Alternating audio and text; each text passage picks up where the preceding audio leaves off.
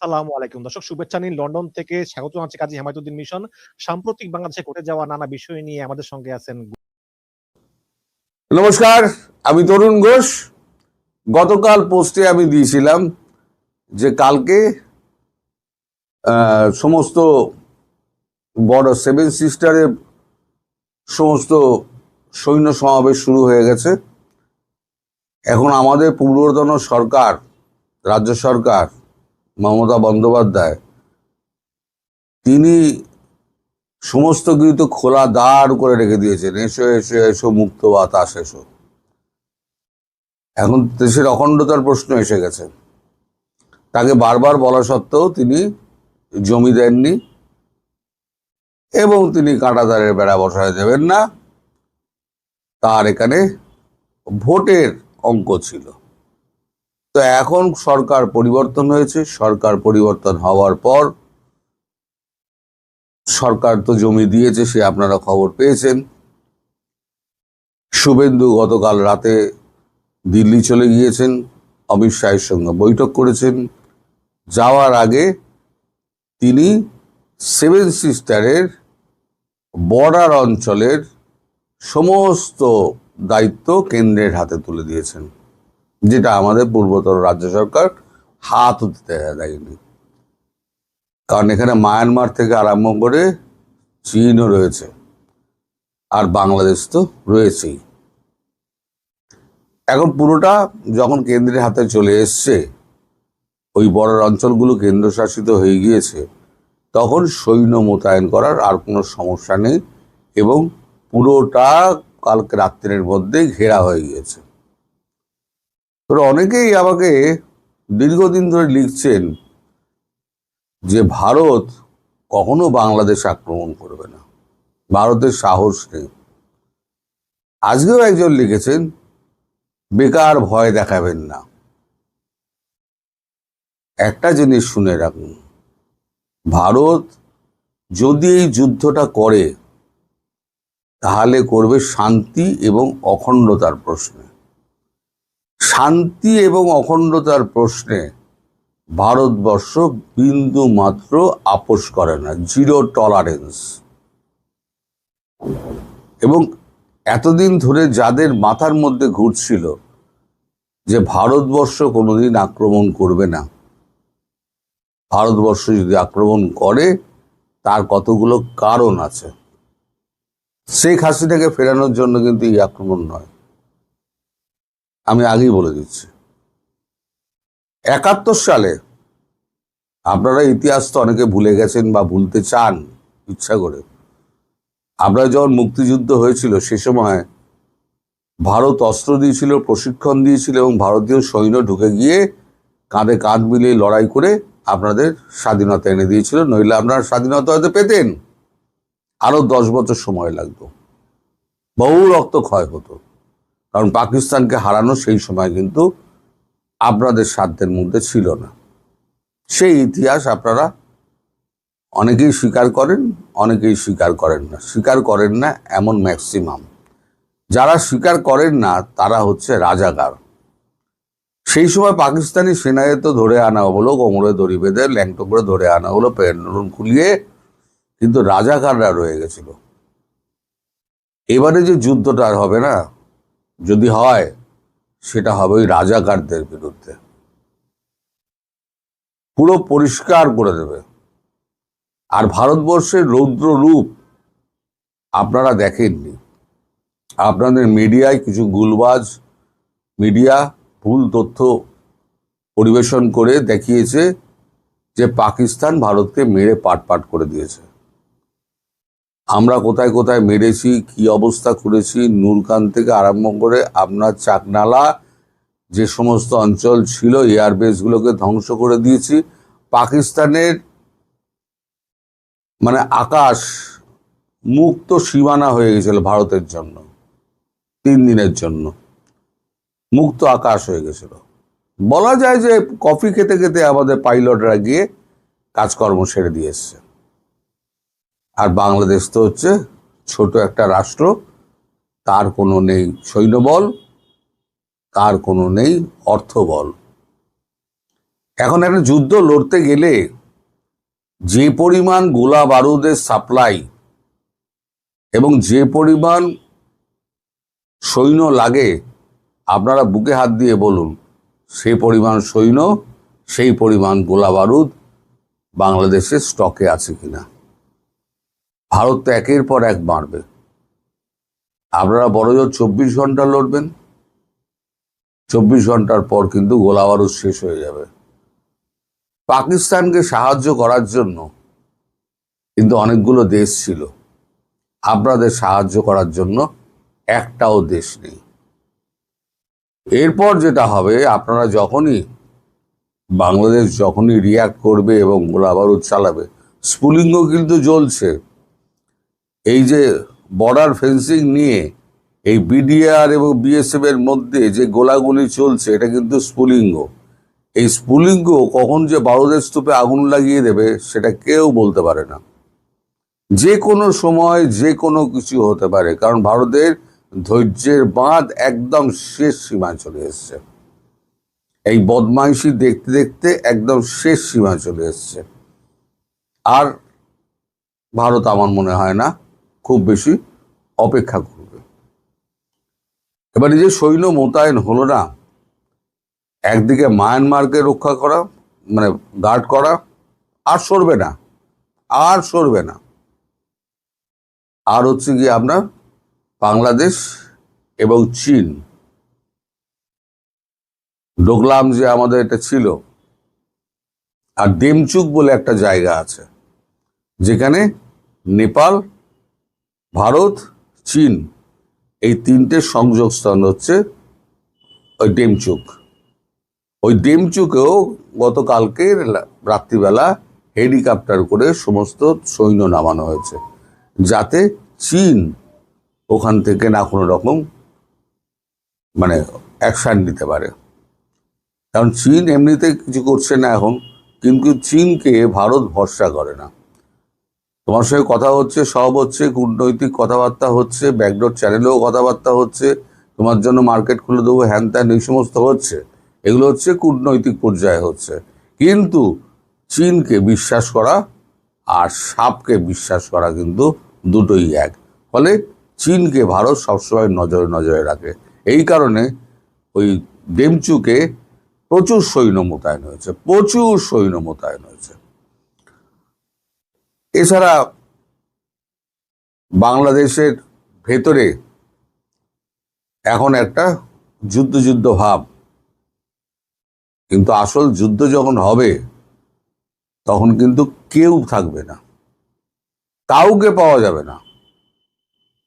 সেটা যদি হয়, এই স্ফুলিঙ্গ যেটা বর্ডার অঞ্চলগুলোতে ছড়াচ্ছে, সেই স্ফুলিঙ্গ যদি বারুদের স্তূপে আগুন লাগিয়ে দেয়, তাহলে আপনারা রংপুর এবং রাজশাহী লিখে রেখে দিন। এবং কতগুলো এই যে আমি যে কথাগুলো বলছি, শুধু আমি বলছি না, বাংলা চ্যানেলে একমাত্র আমি বলি। আমাদের এখানে যে অন্যান্য চ্যানেলগুলো রয়েছে, আমি কটা দেখাবো, আমি একটা দেখিয়ে দিচ্ছি, দেখুন আপনারা, একটা দেখিয়ে দিচ্ছি। তো এরকম আলোচনা কিন্তু প্রতি কটা চ্যানেলে হচ্ছে, প্রতি কটা। আপনারা হিন্দি চ্যানেল দেখেন না, হিন্দি সোশ্যাল মিডিয়াগুলো ফলো করেন না বলে আপনারা এগুলো জানতে পারেন না। এবার ফেন্সিং ব্যাপারটা কি? এই যে ফেন্সিং হয়, ফেন্সিং কিন্তু সাধারণ ফেন্সিং, কাঁটা তারের ফেন্সিং নয়, এটা ইলেকট্রোম্যাগনিফাইড ফেন্সিং। 100 মিটার ফেন্সিং এর ওজন 35 টন। এবার এমন টেরেন আছে যেখানে এই ফেন্সিং গুলো নিয়ে যেতে প্রচুর অসুবিধে আছে, সেখানে হেলিকপ্টার করে ফেন্সিং গুলোকে নিয়ে যাওয়া হচ্ছে, নিচে গর্ত করা হচ্ছে, কত ফুট গভীর আমি বলবো না, সেখান থেকে ঢালাই উঠবে। কারণ আপনাদের তো অনেক বুদ্ধিশুদ্ধি আছে, আপনাদের লোকেরা সমস্ত তলা দিয়ে সুড়ঙ্গ হয়ে আসবে। সেই সুড়ঙ্গ যাতে না করতে পারে তার জন্য একেবারে গভীর করে, কতটা গভীর আমি বলবো না, গভীর করে ঢালাইয়ের বেস তৈরি করা হচ্ছে। এবার লোহার তার চাল করে যেমন ঢালাই করা হয়, ঢালাই করা হচ্ছে। ঢালাই করে তার উপরে প্ল্যাটফর্ম করা হচ্ছে। আমি ছবিও দেখিয়ে দিচ্ছি আপনাদের, দেখুন। প্ল্যাটফর্ম করে সেই প্ল্যাটফর্মের ওপরে এই কাঁটা তারে, ইলেকট্রোম্যাগনিফাইড কাঁটা তারের এগুলো বসবে। এই কাঁটা তারের আগে কিন্তু আর একটা 10 ফুট আগে একটা কাঁটা তারের বেড়া থাকবে, যেটা নন ইলেকট্রিফাইড। যদি ওটাকে ক্রস করে এখানে এসে ঢোকার চেষ্টা করে, মৃত্যু তার অবধারিত। 440 ভোল্ট অলওয়েজ চলবে, মৃত্যু তার অবধারিত। এইবার ধরুন যে সমস্ত ট্রেনগুলো আছে, যেমন আছে তো আপনার জল, যে সমস্ত অঞ্চলে আছে, যে সমস্ত জায়গায় আপনার কাদামাটি আছে, সুন্দরবন আছে, সেই সমস্ত জায়গায় ভিন্ন পদ্ধতি ধরা হচ্ছে। মানে ভিন্ন পদ্ধতি মানে আপনি ঢুকতে পারবেন না। ওই অঞ্চলটা পশুদের জন্য বন্ধ করে দেওয়া হচ্ছে, কাটা পথ দিয়ে, কাটাধার দিয়ে পশুদের জন্য বন্ধ করে দেওয়া হচ্ছে, তারা যাতে না মরে। আর এদিকে পুরো মাইন বেছানো থাকবে, পুরোটা মাইন বিছানো থাকবে। আপনি যেখানে পা দেবেন সেখানে উড়ে যাবেন। সবে তো মৃত্যু শুরু হয়েছে, 2-4টে চোরাচালানদার মৃত্যু শুরু হয়েছে। এবার যারা যারা এখানে ঢোকার চেষ্টা করবে তারা গুলি খেয়েই মরবে। আর যদি এই গোলাগুলি চলতে থাকে বিএসএফ এবং বিজিবির মধ্যে, তাহলে পরে এই স্ফুলিঙ্গ কিন্তু বারুদের স্তূপে আগুন লাগাবে। আর বারুদের স্তূপে যদি আগুন লাগে, তাহলে পরে আপনার রাজশাহী থেকে আপনার রংপুর দুটোই কিন্তু হাতছাড়া হয়ে যাবে। চট্টগ্রাম কি হবে আমি সেই খবর এখনো পর্যন্ত জানি না। কালকে স্বরাষ্ট্রমন্ত্রীর সঙ্গে বৈঠক হয়েছে, আজকে প্রধানমন্ত্রীর সঙ্গে শুভেন্দুর বৈঠক হবে। বিশেষ প্যাকেজ চাইছে। অর্থনৈতিক অবস্থা, বাংলার যে অর্থনৈতিক অবস্থা মমতা ব্যানার্জি করে দিয়ে গেছেন, তা একদম ভিখিরি করে দিয়ে গেছেন। এখন 8 লাখ কোটি টাকা মতো দেনা হয়েছে। এখন উন্নয়ন প্রকল্পে কোনো খরচা তখন হতো না, সমস্ত দান ধ্যান, এই সমস্ত মেলা উৎসব এইসবে করতো, খরচা হতো। তো এই খরচাগুলো সমস্ত বন্ধ করে দেওয়া হচ্ছে, দান ধ্যান উৎসব সব বন্ধ করে দেওয়া হচ্ছে। এবার আয় কি করে বাড়ানো যায়, আর সরকারের ওই কেন্দ্র সরকারের ধারটা কি করে ওটাকে ওয়াইপ আউট করা যায়, তার জন্য কথাবার্তা হচ্ছে। তার পাশাপাশি রয়েছে বাংলাদেশ, ভারত এবং তার যুদ্ধ পর্যায়ে। প্রধানমন্ত্রীর গ্রিন সিগন্যাল পেলে শুভেন্দু অধিকারীও এদিকে যেমন মুভ করবেন, ওদিকে ইস্টার্ন কমান্ড জিওসিএনসি ওখানে পৌঁছে গেছেন, তিনিও গিয়ে সমস্ত কাজকর্ম করবেন। এখন এই ঘটনা কিন্তু ধীরে ধীরে বাড়বে। আপনারা কখনোই মনে করবেন না যে এটা শেখ হাসিনাকে ফেরানোর লড়াই। এটা ভারতের শান্তি এবং অখণ্ডতার লড়াই, যেটা ঢুকে ভারতবর্ষ রাজাকারদের শেষ করবে। সুপ্রিয় দর্শক, সাজ্জাদ কাদিরের প্রীতি নিন, শুভেচ্ছা নিন। আমার এই মুহূর্তে মনে পড়ছে আসামের মুখ্যমন্ত্রী হিমন্ত বিশ্ব শর্মার সেই কথাটি, যে ভারত বাংলাদেশ সম্পর্ক তিনি ভালো চান না। ভালো এই কারণে চান না যে যদি সম্পর্ক ভালো থাকে তাহলে বাংলাদেশ থেকে অনুপ্রবেশকারীদের তারা পুশব্যাক করতে পারেন না। আর এই জন্যই তিনি সম্পর্ক খারাপ চান। ভারত বাংলাদেশ সম্পর্ক আপনারা বুঝতেই পারছেন, অনুভব করুন, তাহলেই বুঝবেন যে সম্পর্ক তো খারাপ। ইউনূসের আমলে খারাপ, তারেকের আমলে ভারত সরকার সম্পর্কটা উষ্ণ করতে চেয়েছে, একান্ত আগ্রহ দেখিয়েছে, কিন্তু তারেকের পক্ষ থেকে কোনো আগ্রহ নেই। সে জায়গায় নিঃসন্দেহে সম্পর্ক খারাপ। আর এই সম্পর্ক খারাপের জায়গায় আজকে একটা নতুন খবর। পশ্চিমবঙ্গ সরকার অবৈধ অনুপ্রবেশকারীদের নিয়ে এক বড় ধরনের সিদ্ধান্ত নিয়ে ফেলেছে ইতিমধ্যেই। এখন প্রশ্ন আসছে, পশ্চিমবঙ্গে কি তবে শুরু হয়ে গেল এক বিশাল ঐতিহাসিক ও রাজনৈতিক রদবদল? কথিত বাংলাদেশি অভিবাসীদের নিয়ে এবার চূড়ান্ত এবং কঠোরতম পদক্ষেপ গ্রহণ করল নবগঠিত বিজেপি সরকার। ডিটেক্ট, ডিলিট এবং ডিপোর্ট, হ্যাঁ, এই 3 শব্দের এক মারাত্মক রণকৌশল নিয়ে মাঠে নেমে পড়েছেন মুখ্যমন্ত্রী শুভেন্দু অধিকারী। কথিত বাংলাদেশি অভিবাসীদের পশ্চিমবঙ্গ থেকে বিতাড়নের প্রক্রিয়া ইতিমধ্যেই কিন্তু পুরোদমে শুরু করে দিয়েছে মুখ্যমন্ত্রী শুভেন্দু অধিকারীর নেতৃত্বাধীন বিজেপি সরকার। পশ্চিমবঙ্গে কার্যকর করা হয়েছে সম্পূর্ণ নতুন আইন। ঠিক কী ঘটতে চলেছে রাজ্যে, কেন হঠাৎ এত বড় সিদ্ধান্ত, জানতে হলে ভিডিওটি শেষ পর্যন্ত দেখুন। ঘটনার সূত্রপাত উত্তরবঙ্গ সফরকে কেন্দ্র করে। উত্তরবঙ্গ সফর থেকে ফিরে এসে গতকাল বুধবার রাজ্যের প্রশাসনিক সদর দপ্তর নবান্ন থেকে একটি গুরুত্বপূর্ণ সাংবাদিক বৈঠক করেন মুখ্যমন্ত্রী শুভেন্দু অধিকারী। সেখানে তিনি অত্যন্ত স্পষ্ট এবং কড়া ভাষায় রাজ্যের নতুন নীতি ঘোষণা করেন। তিনি সাফ জানিয়ে দিয়েছেন, যারা নাগরিকত্ব সংশোধন আইনের বা সিএ এর অন্তর্ভুক্ত নন তাদের সরাসরি গ্রেপ্তার করা হবে। শুধু গ্রেপ্তার করায় নয়, গ্রেপ্তার করে সরাসরি তুলে দেওয়া হবে সীমান্তরক্ষী বাহিনী বা বিএসএফ এর হাতে। কিন্তু এই সিদ্ধান্তের ভিত্তি কি? মুখ্যমন্ত্রী শুভেন্দু অধিকারী এর পেছনে ভারত সরকারের একটি অত্যন্ত গুরুত্বপূর্ণ নির্দেশিকার কথা উল্লেখ করেছেন। তিনি জানিয়েছেন, ভারত সরকারের পক্ষ থেকে 2025 সালের 25শে মে একটি বিশেষ নির্দেশিকা পাঠানো হয়েছিল। কি ছিল সেই নির্দেশিকায়? সেখানে স্পষ্ট বলা হয়েছিল, কথিত অবৈধ বাংলাদেশি অভিবাসীদের সরাসরি বিএসএফ এর হাতে তুলে দিতে হবে।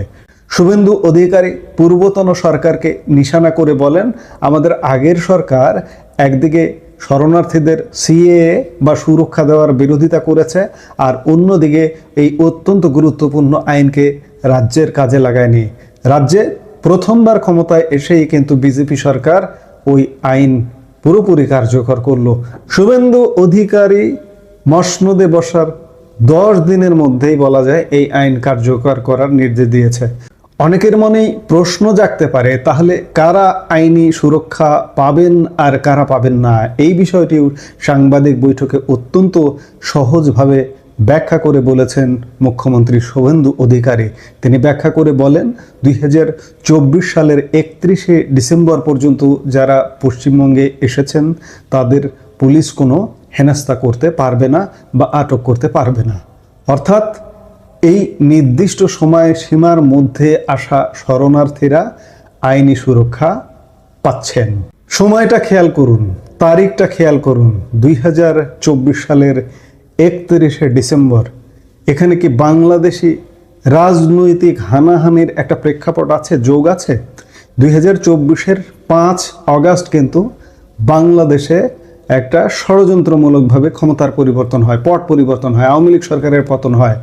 আওয়ামী লীগ সরকার পতন পরবর্তী সময়ে বহু মানুষ বাংলাদেশের সংখ্যালঘু থেকে শুরু করে মুসলিম সম্প্রদায় পর্যন্ত ভারতে ভিসা পাসপোর্ট ছাড়া আশ্রয় নিয়েছেন, এবং তাদের জন্য কি সুরক্ষা দেওয়ার জন্যই কি শুভেন্দু অধিকারী এটি বললেন যে 31শে ডিসেম্বর পর্যন্ত যারা শরণার্থী হিসেবে এসছেন তারা সুরক্ষা পাবেন, এরপরে পাবেন না?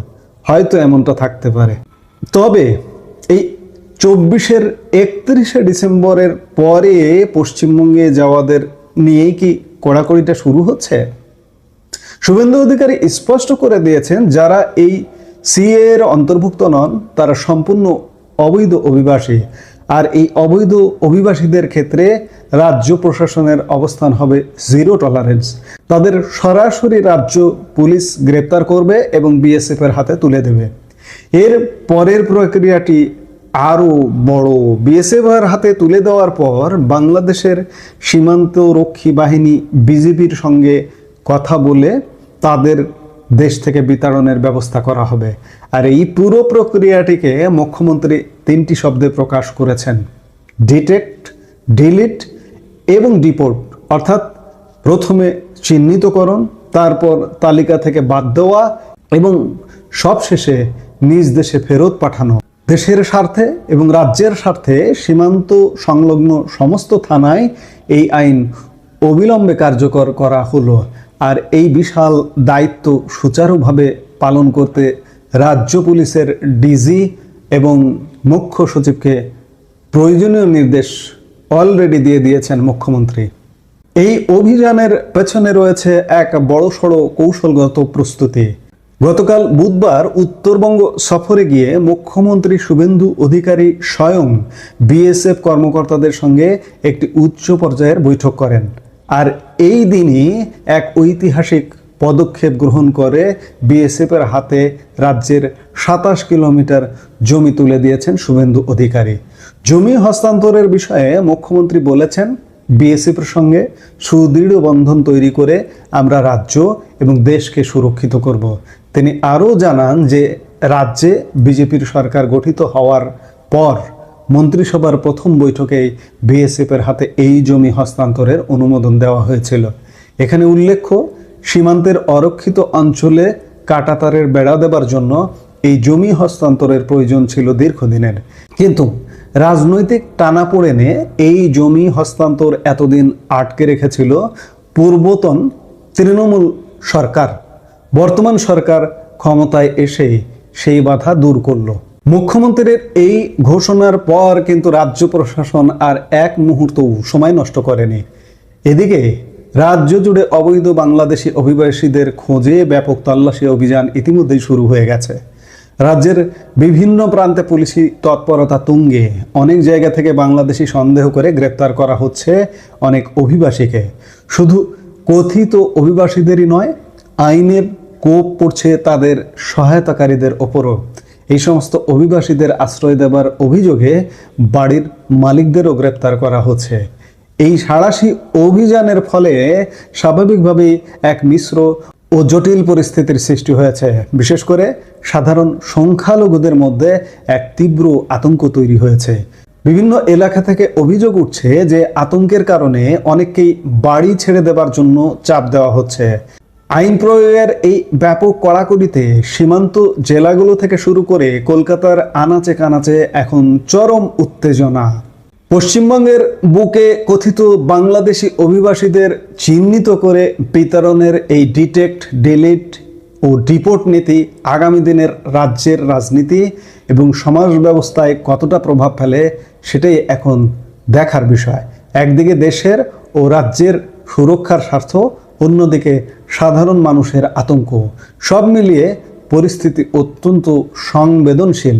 এই যে পশ্চিমবঙ্গে যে এই পরিস্থিতিটা সৃষ্টি হয়েছে, বাংলাদেশে রোহিঙ্গা ঢল নেমেছিল, আপনাদের মনে আছে নিশ্চয়ই, এবং আমরা রোহিঙ্গা ভার বহন করছি।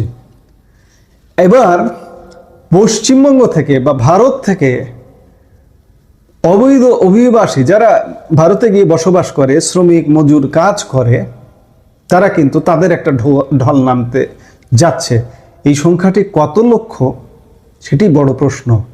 বাংলাদেশ কি তবে চাপে পড়ছে?